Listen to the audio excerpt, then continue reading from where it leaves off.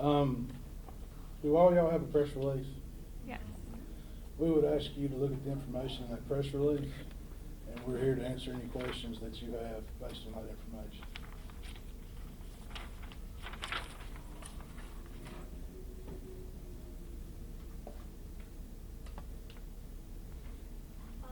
I guess I'll start, and can you just go over this number of maximum capacity of 6,000? Where did this come from? This is based on historical numbers. The park is 20 acres inside the fence. There's 10 acres that is not pool area. In other words, it's green area and areas of walkways. So what we're looking at is crowd control.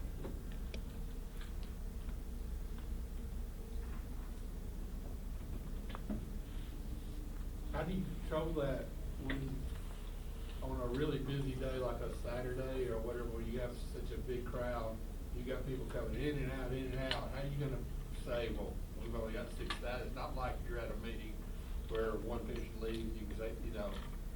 Well, one thing, the largest number that's ever been in there in the last 10 years is 6,078 people. So we're not talking about a lot of times where we're over that number. Now, as far as how we're going to control that, that would be a question for Chief. That is pretty simply controlled because you have so many people spread out over the entire 10 acres. On most Saturdays, the park is open for about approximately 10 hours. Would have been open for 10 hours, and they're gonna walk in and go from each side of the park. When you're actually looking at the fireworks display on that Saturday, was it Saturday? Mm-hmm. That Saturday, most people want to congregate on one side of the park. And when you do that, they think they're going to get a better view of the fireworks. But it's our job to, I guess, to emphasize to them you can see fireworks from any part of the park and go ahead and spread out over the entire 10 acres. During normal operation, what's the maximum amount of people that have been in the park, you know, for, the Jubilee or any other kind of celebration? What's been the highest you guys have seen? Yeah, so you know we're talking about the entire park. Sure. I would refer you back to the Jubilee numbers and to information they released on that they do head counts on those things. Now, did you guys establish the 6,000 capacity before today? No, When? no. This is with DPD and Decatur Fire. We have looked at, like I say, historically what's happened and what we need to do to control that number. We know that number that can be in there is much larger, but what we're looking for is what makes sense for us to, how many people come in and we can control safely. So it was established recently? During the time period since the last correct. So day to day, what will the guests kind of see differently be done? Kind of just on a normal. On a day-to-day basis, you see a minimum of 3 to 7 police officers in and around the area. We will have officers at each entry point. We have an officer floating through the park. Our ultimate goal is safety and security. We want to make sure the residents and those visitors of the park feel safe. So you will see a high visibility of police officers. Okay. Will there be any attempt to keep firearms out of the park? As you know, the firearm thing is governed by the state legislator, and we as a city cannot govern that particular law. So before the 6,000 capacity number, did you have a capacity at all? As I said, the park is 20 acres inside. That's a huge number. And I just refer back, what we're looking at is crowd control, because the issue that we said we were going to fix a week ago was a crowd control issue. So that's where that number comes from. Can you look at any changes to travel, leaving the park, controlling traffic? I know that's been an issue with big crowds in the past. As you know, in the past, we do open up the back gate, so we do have traffic control in and out the park. Remember, this event that we're speaking of and that we hear was a first-time event, so we learned by trial and error on this one. Jubilee's event is an annual event, so we have learned how to actually handle and accommodate Jubilees which bring in thousands of people to the park. But this particular event is new, and the hours were shorter, not spread over 12 hours, it was spread over 3, which brought on just a whole new host of questions, and so we tried to address that.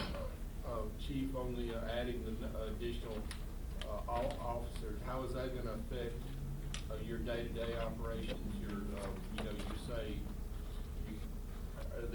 are you gonna have to add new officers? We didn't add any additional officers to the park. What we did was strategically place the officers that we had at the park in other locations. And when I say other locations, that's the more high visibility locations. Is there some sort of rule that says per 1,000 people, there should be this many officers there? Well, there is a rule that the federal government already has some kind of rules for something. I think it says based on your population of city, it should determine how many police officers you should have. And no, I don't know that number. Thank you. And what are you guys doing to enforce the capacity?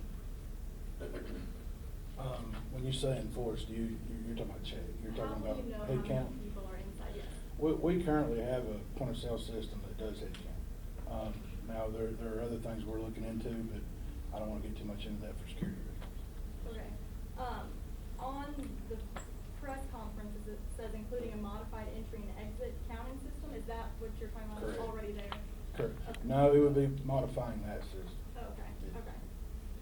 Given the fluid nature of crowds and everything, I mean, are we gonna have people just sitting there waiting to come in to the park, or it's like, okay, you guys can go, but because those 5 left, or what are we talking about here? No, like I said, the 6,000 number only happened one time.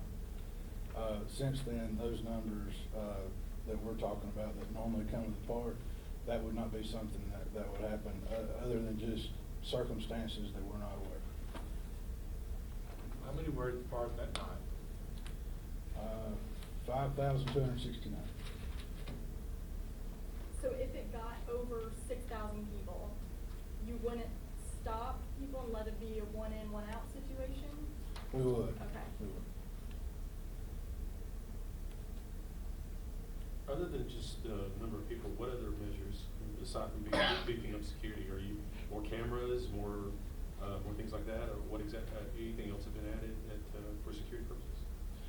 We constantly evaluate that, but as far as getting into everything we're gonna do, that's something that we don't want to we don't wanna say a whole lot about, because if we do, everybody else knows. So, but we look into that every year, and we're definitely still looking into that. Okay, I know some people suggested bag checks, things like that. Have y'all talked about that? Is that still up for discussion? I can promise you we'll talk about that. That's something that we're not implementing right now, but it is something we're looking at. Whatever we're gonna do is to fix the problem, and things that make sense and make people safe, and people are safe at Point Mallard and have been safe at Point Mallard. Why would you not check bags? What's your reason? Could you repeat that? Why are you deciding not to check bags? It's easy to just open and look. It doesn't cost more money, or you don't have to hire more people. So what's the reason why you're not going to check bags at this point? Some of the things you said aren't correct. You said it doesn't cost more money, and it doesn't. There are things to go. You have to have processes in place, and they have to make sense that are related to the issue we're talking about.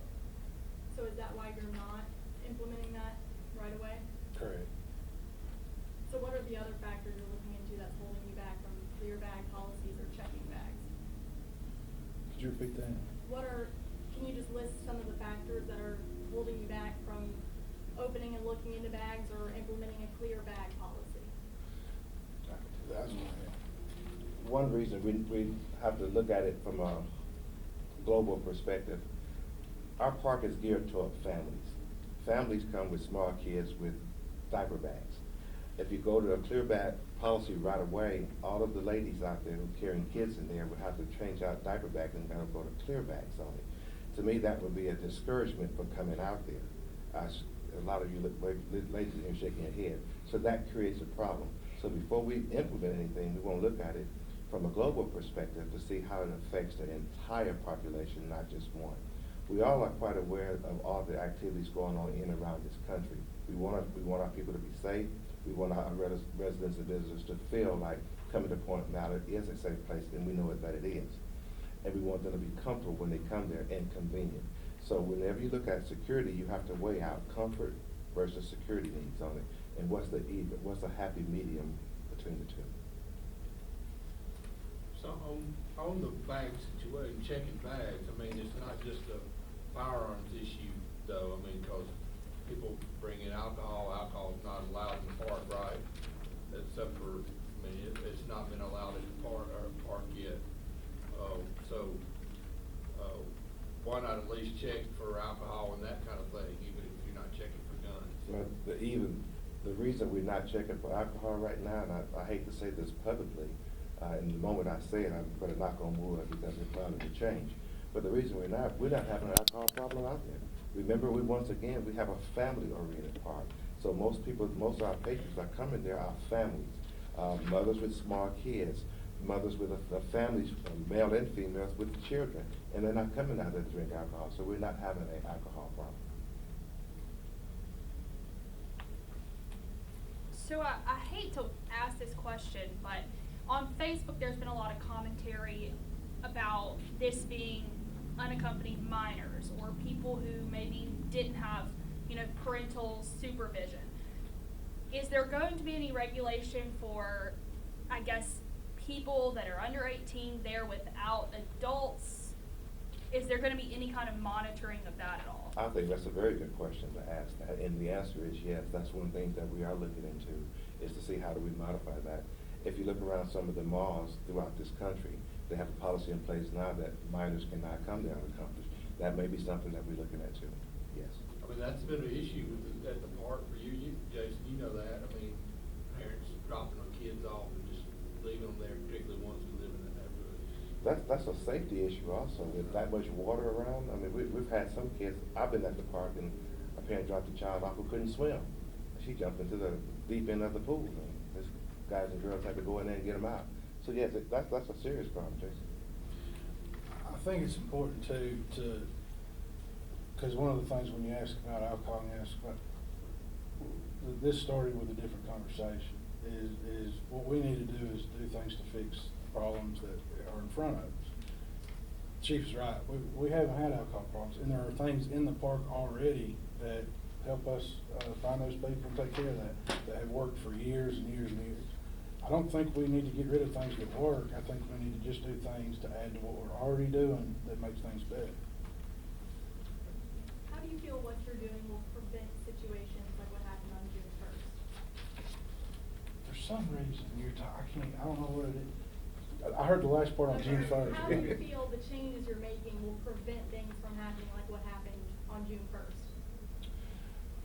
I think that the problem on June 1st, and the things that we're working on are things to add security, to add where there are more checks than what there were prior to that event. And also with the crowd control and how we're going to, not just putting a cap on it, but how we're going to move people, how we're going to use the entire park. Because at the end of the day, that's one of the things that cause problems at night. So when you're go ahead. When you're talking about that crowd control, if there's a heavy population all around the wave pool, are officers going to come up and say, there's too many people here, y'all spread out? How is that going to work? That's one of the things that will happen. But now keep in mind, the officers are not working the park by themselves. He has a number of staff people out there that can help keep folk moving also. And if there's a long line waiting around the wave pool, his staff can encourage them to go over to the slide until this line dies down some. Remember, we want to be family oriented, we want to be family friendly. Now, will we prevent everything from occurring anywhere in the city? I couldn't stand here and tell you that we're going to prevent everything. Our job is to lessen the probability of it occurring. It's one, with the wave pool, you always had people who watched as they went into the wave pool area. Are y'all gonna do more of that? We got maybe paying attention to how many people are in that area and saying, well, maybe y'all should go somewhere else right now, or how is that gonna work? That is gonna be a training thing that's implemented. You're correct, we have had people that watch pool areas. And when I say that, not just lifeguards, but the managers, the supervisors that go through and check on the people that are doing those things. This is just something else that they're gonna have to keep an eye on and make sure that, in the future, if you do have people gathered up on a pool deck, in the entry of a walkway, those types of areas, we're gonna have to keep those people moving. Are you guys worried that this might affect attendance in any way? We're aware it could. Now, so far, attendance has been really good. On days that we've had good weather since then, it's rained and we've had some cooler weather. But attendance has been good when the weather's been good. And when the heat code goes up, more people are going to want to go, and they're going to be turned away. I mean, some people may get turned away. I have an answer for that. Remember the old adage of see something, say something.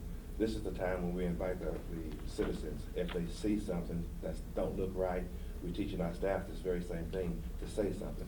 If you see a barge or something in someone's pocket, jacket, you think it may be a weapon, see something, say something. In order for us to provide a safe environment, we have to seek the help of the community. And going off of that, obviously, police officers have training for instances where there is a gun or there is a weapon. Are employees going to get that training, or how is that going to be implemented? The employees will receive the training on awareness, on what to look for. You'll be surprised at what so many of you can see that I couldn't see. So, but you may not realize it's out of the ordinary. So once you get the awareness training on what to look for that's out of the ordinary, then you begin to tell us what you see. What will that awareness training entail? Physical, look at that person, looking for different things that may be bulging out of a pocket of a coat, someone's demeanor, how they would act.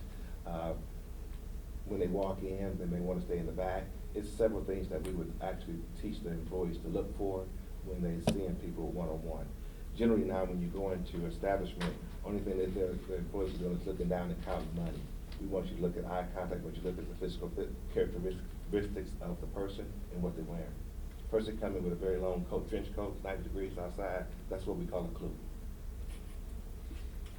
And what are these, I guess, Point Mallard staff members, what are they taught, in case there is another evacuation? Do they go over these, evacuation drills or anything like that in case something does happen? There is the AP plans. Most of y'all are aware of those when we've had issues as far as if we have to get an ambulance in or those types of things. So there are those plans in place. Okay, how often do they go over them, the staff? At least yearly, and we stay kind of in touch as what other parks are doing, what other people have. We listen to outside suggestions, and we implement every one of, or we look at implementing those things and see how they work for the park. Okay, so at least once a year they're going over evacuation just in case. Yes. Okay. So is there any plan to approach local legislators to try to get some adjustment to the state law? Is there any plan to see if there's a adjustment y'all could make where then y'all can regulate firearms going into the park? We seek help from the media for that. The media publicize what we can and cannot do and the dangers that it creates for any citizen, any city within the state of Alabama. We seek the help from the media to do that. Now, you guys talk about the 6,000 number is flexible. How high do you anticipate on longer events, as you guys say, that number could go? The 6,000 number would be for a normal operating day, which is going to be the longest amount of time. So that 6,000 number would be the top number. Anything from that would be down. Okay, perfect. Talk about the unfortunate need to actually institute these policies. I mean, nobody ever thinks about a gun being brought to a wave pool, but it's an unfortunate incident. I mean, 2019, I guess. So, and we're here. Talk about the actual need to do this stuff. We all wish it didn't happen. We all wish that we didn't have to think about that. And I wish we didn't have to think about that for anywhere. I mean, I have kids, most of us have kids, families. I hate that it's that way, but we have to do it. For us to do what we need to do and be responsible for what we're doing, we have to do it.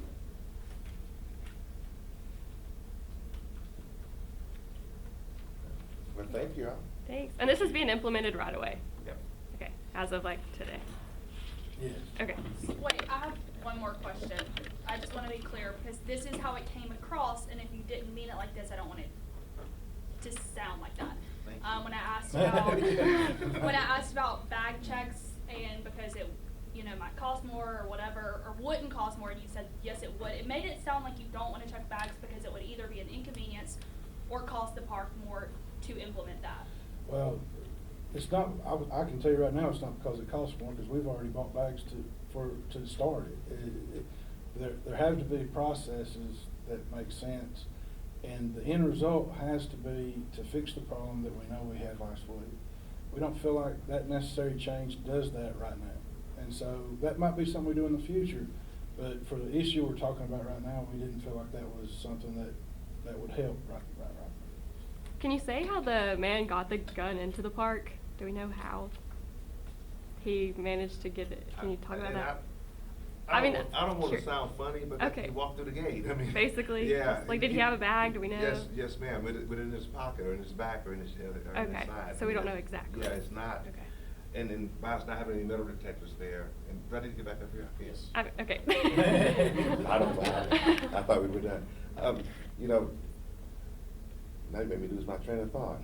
You're saying bag checks wouldn't help because people can carry them on their person. On their person, that's exactly Okay. correct through there. And so we're looking at ways of addressing the totality of security issues and needs, as opposed to trying to kind of a shotgun it type of thing, one thing at a time and see if it works. You know, we want to go in there and make sure the plan fits all. But now, if you checked bags, you could see if someone had a gun and then check if they had the credentials to have that gun. Without checking, you can't be sure.